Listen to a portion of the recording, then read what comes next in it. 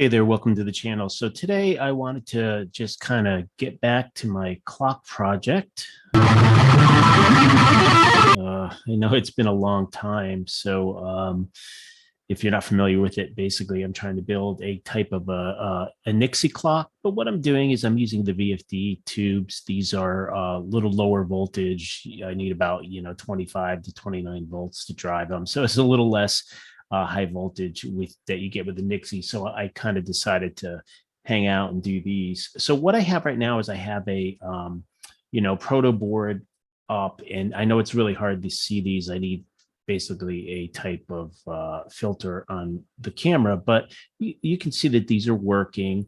I have 6 digits working. Well, only 5 are working, and these are the IV17 tubes.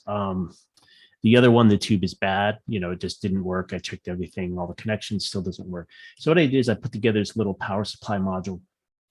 So what we have is over here is a 7805 that gives me my fixed 5-volt supply. And then you got one of these guys over here, which is going to be 2.5 volt filament voltage. This is giving the high voltage at I got it at 27 right now. And then this one is for the other ones at 1.5 volts, which are for the other types of tubes. These guys over here, these IV, whatever those are, different ones. So kind of the idea was to make one that's going to have, like a whole bunch of tubes like that. So that's where I'm at. And then I basically have kind of a PIC development board over here, which is what I'm using to control everything, and kind of an interface board. Now, one of the new things I did today is it's not in here, but what I did is I tested out at the 5 volts, the PIC at the 5 volts, and it was working. So that's really good, because what that means is I can mount the PIC on the board. I'll have to socket it so I can, take it out and reburn it, etc. But the thing is, I can run it on there, and I don't need all these level translators and all that crap that I had to convert, because this board is set up to run at 3 volts, blah, blah, blah. I mean, yeah, I should just set that up for 5. That's fine. But all that crap, I don't need any of that crap anymore. All righty. So the other thing is I'm thinking about doing a PCB, and I'm probably going to go in this direction. So okay, so I'm using this tool called Easy EDA. So this is really cool. It's actually I've used Schematic Capture before, very expensive tools, the whole deal. But this one here is actually just really, really convenient. And so basically what I'm doing is I'm making a schematic, and then you can make a printed circuit board. And then it's really easy. You can just go order the printed circuit boards and all that stuff. So it's quite frankly, impressive. So where I'm at is I have all these different versions. I copy it. And so what I'm going to do is something kind of weird. I don't want to, there's a lot of stuff on this board, which I'll show you in a minute. And there's a lot of wiring, but what I really want to do is I just want to have kind of this artsy kind of thing where I'm going to have all this hand wiring done, but I want sort of a combination. I want the sockets. I basically want the tubes to kind of get just soldered into a board, and then I distribute the wiring kind of in a sort of an easy way. So what I'm thinking is, and I've kind of gone a little crazy with this, and I haven't the different voltage modules here, the 5 volt, the 1.5, 25 and 2.5 volts. And then what I'm going to do is I'm going to bring everything to headers, and then I'm going to hand wire it. Now, what I'm going to have over here is I'm going to have the PIC, and I'm going to do that for it as well. So I will power it up, simple connections, and then I'll have all these will be controlling all the different things, and I'll hand wire those up. Now, when I go to the IV16 tube. So here I have this HV5812 chip. So this one's really cool. I don't think it works at Nixie voltages, but it does work for the VFD tubes. And it's just great because it's like 5-volt logic. It's got the shift register, and it's got the high voltage, drive on the output. So it's just really convenient. But what you can see is I've just put connectors on them. So they're just connectors. And then over here is the actual tube, and I put connectors, and I put a little header on the filament. So I'm going to wire up all the filaments to the appropriate voltage, et cetera. And I've got all the different tubes for that instantiated. So now if we look at the printed circuit board that we get over here at this point, this is what I have. So this is getting to be it's getting to be a board that's about it's about a 12-inch long piece of paper. So it's pretty big. And so you have all the tubes here, but looking in over here, what you can see is that, here's your chips, the big chips, these are the, 0.6 PDIPs. They're fairly large. And, you just have the headers. And then what's going to happen? So what's going to happen here is I'm going to have the tubes are going to be soldered into the boards. And then I have the headers, and they're already wired on the board to the headers. And so now I can just take the headers. I'm not going to put headers in. What I'm going to do is I'm just going to actually solder wires from the holes that are there for the headers to the other ones, and I'll wire them up and try to make it look really fancy. And then the center, I put this little socket. Now, this little socket, obviously, I'm not going to install the socket. I'm just going to wire up all the filaments going right across there for the IV17 tube. So this is the IV17 side, and I'll do that way. Now, this side is the other tubes. So these are the 7-segment display tubes. And these have two parts. These have the shift register part and then the driver part. And some of the wiring will be done on the board, because these are very short connections. So I'll just wire them to the board, wire them to the tubes. And then what I'll do is I will make an adjustment to wire these up with wires, and I haven't figured that out. And then these are the power supply modules. So the up converter, down converter, et cetera. That I'll have. And once again, even though I'm showing wires right there, I'm going to remove those wires. And then over here is the actual PIC.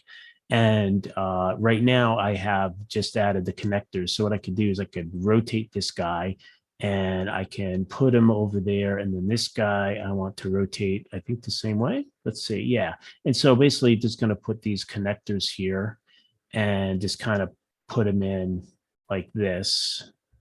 Let's see. Okay. Yeah. It's something like this. Yeah. And that should be good enough. And then what I can do is I can go over here, and what I can do, okay, go like that, snap size. So what I want to do is I want to try to get these to snap to a not too fine of a grid.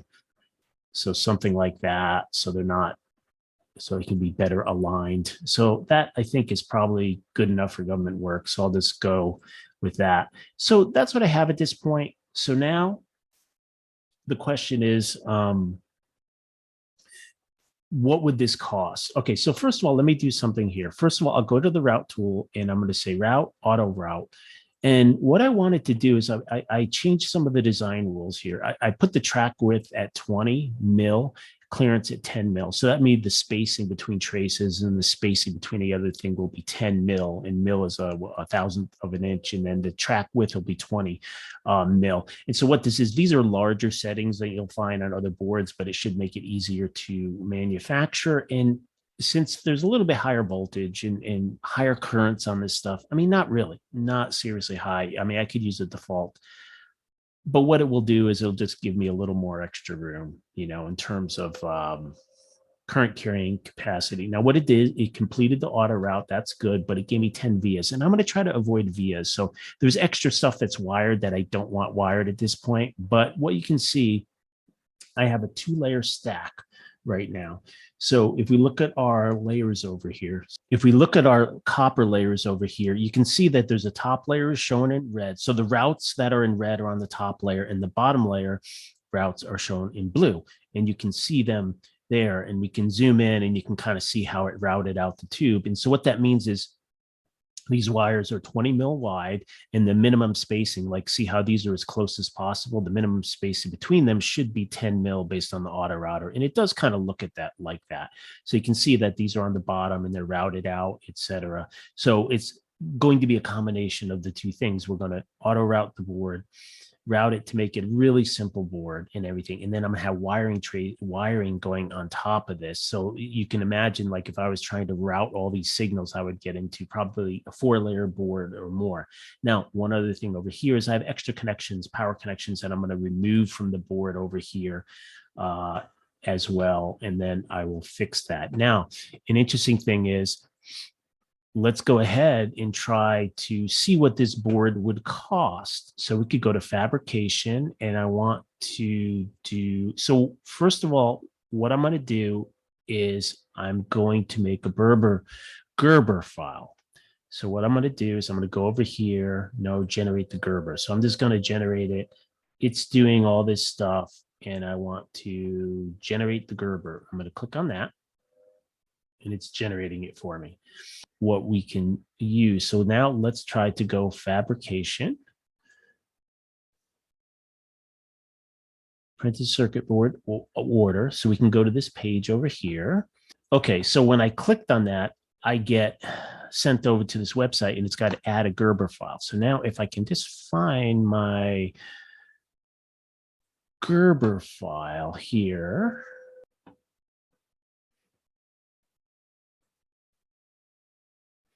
So now I'm going to click on that, Clock Project 3, Gerber.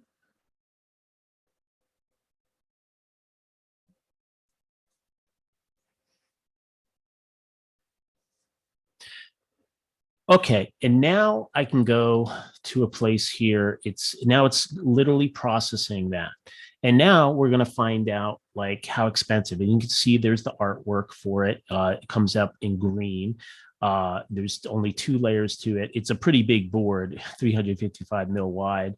Your minimum quantity is 5 in single PCB. And so right now the thickness is 1.6, a green, all that's fine. Right now it will have lead. So let's say I want to go lead free. I could select that. Okay, so over here it's $17.90. So see, that's the thing. That's a pretty cheap price. That's for everything, right? That's $4 plus this. The board is $12.70. 1 to 2 days, $17.90. So that's pretty impressive. Like, let's see. So for example, now, is this the total price? I believe this is the total price for the 5 boards. So for example, if I go and I said, oh, I want 10 boards, what is it going to do? Well, it basically ups it to $30. So I think that, and I guess until I actually go ahead and order the board, we'll see. But I think that's not per board. It's not $12.70. It's $12.70 for the 5 boards is my understanding. So that's what it should be. Now, another option too, because I need this to be a little thicker, is I maybe want to make the board a little thicker. So it's going to be a little more, that's a lot more expensive going to a 2.0, because if I look at my board, so that's kind of where I'm at. So I think I'm probably going to do something like this and pull the trigger on it, but not quite yet. And not until I'm totally ready. So if we go back to EDA here, yeah, if we go back to here, yeah, I need to clean this up. One of the things I have too is I have these holes that I put in there. So these holes are going to have to put mounts in there, basically feet for the thing to sit on and do all that kind of stuff. And then after that, we could get it all assembled, wired up, and go from there. One more thing. Let's look at the 3D view of it.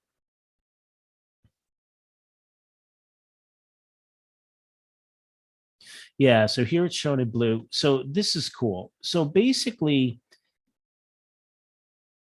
if the part has a 3D view, like some of these headers, like it's got the full view. Now the tubes don't have the view. These parts over here don't have the actual view, so they don't show up in 3D. But the ones that do, you can see what it's going to look like.